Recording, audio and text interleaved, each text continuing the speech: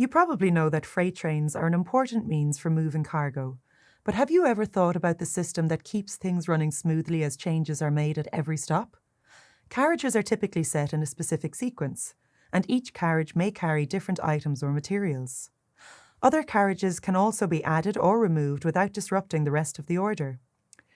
Much like a freight train, Swift has a piece of functionality that allows you to store and rearrange sequenced collections of items. This is called an array. In this video, you will be introduced to the concept of the array collection and how it is used to store data. You will also learn how to edit an array, how to use methods and perform operations such as append, insert, and remove items in arrays. Let's say that you want to emulate a toy freight train using Swift. On this train, each carriage has a number painted on its side and is presented in sequence, starting from 0.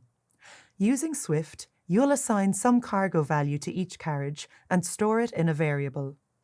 First, you declare a variable named carriage 0 and then assign a string value of wheat. Great! Now, when you print the variable carriage 0, the word wheat is output. You can use the same approach to model your entire train. Let's say you do just that and end up with 5 variables of different values. For example, var carriage 1 equal barley, var carriage 2 equals salt, and so on. Wonderful! You've just built a train with 5 carriages, each holding different cargo.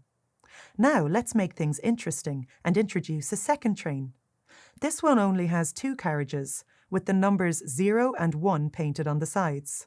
Seems pretty simple, right? Well, now you can't use the variable names carriage 0 and carriage 1 because they're already in use by your first train. You could try and use more descriptive names, such as train 2 carriage 0 and train 2 carriage 1, but now you are complicating your code. Another problem is that you need to signal that these variables are a collection belonging to train 2, but when written this way, Swift doesn't understand that. Luckily, you can fix this. To make Swift understand that you want to group a sequence of variables in a collection, you use arrays. Arrays store ordered lists of value of the same type. Swift arrays are specific about the kinds of values they can store, and you can do this by specifying the type or by allowing Swift to do it by type inference. For example, you can create an array of integers, floats, or strings, but you cannot mix them. You can build an array using the array literal syntax, which is written as a list of comma-separated values surrounded by square brackets. To store an array, you assign that collection to a variable. For example, var train1, followed by a colon and the type of the value, string, within square brackets.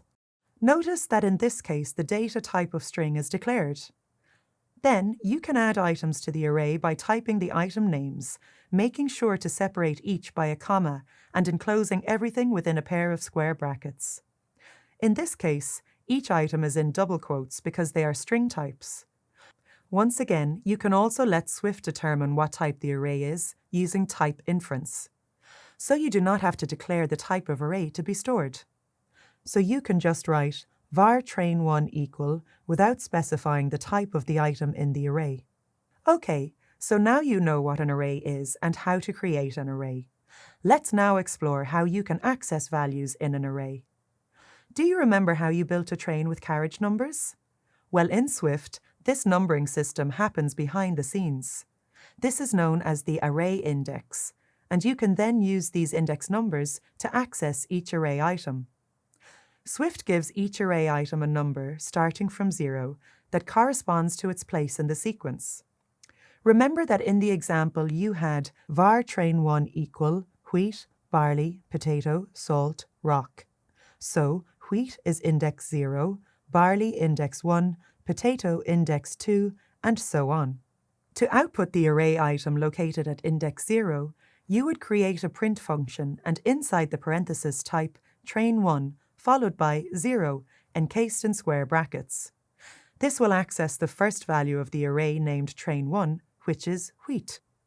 Okay, so now you know how to access array values using the index. Let's now find out how you can add, edit, and delete items from an array. Let's start with editing an array value. And to do that, you use the assignment operator. To edit the array item, you specify the item index value and then use the assignment operator to change its value. For example, if you have an array with 2 items, wheat and barley, and you want to change the value of the second item, you can have train1 and the index number 1 within square brackets, then equal, and sugar within double quotes. Once again, it's important to remember that the value you change it to must be the same data type. Now to add and delete array items, you need to use something called array methods. They are like some of the methods that you have learned earlier. For example, do you recall using the count method to count the number of characters in a string? It was something like printName.count. Well, you can use the same count method on an array to return the number of items in the array. For example, you can declare an array var train1 equal wheat barley. Then you can use a print function, printtrain1.count. This statement will return 2 because there are 2 items in the array. You also have specific array methods such as append, insert, and remove. Let's explore them briefly now. You can use the append method to add an item to the end of the array. For example, train1.append salt adds salt to the array. And if you want to add another item to the array, you type train1.append rocks. Now your array has 4 items.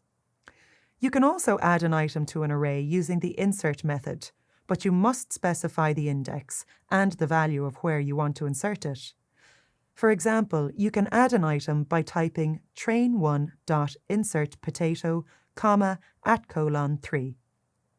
This will insert the item potato after the third item in the array. Finally, to remove an item, you can use the remove method. Here, you just need to specify the index of the item you want to remove. For example, if you want to remove the 4th item, you type train1.remove @:4.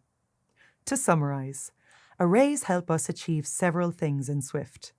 They signal that the assigned values all belong to a group. These values are ordered in a sequence and must be of the same data type.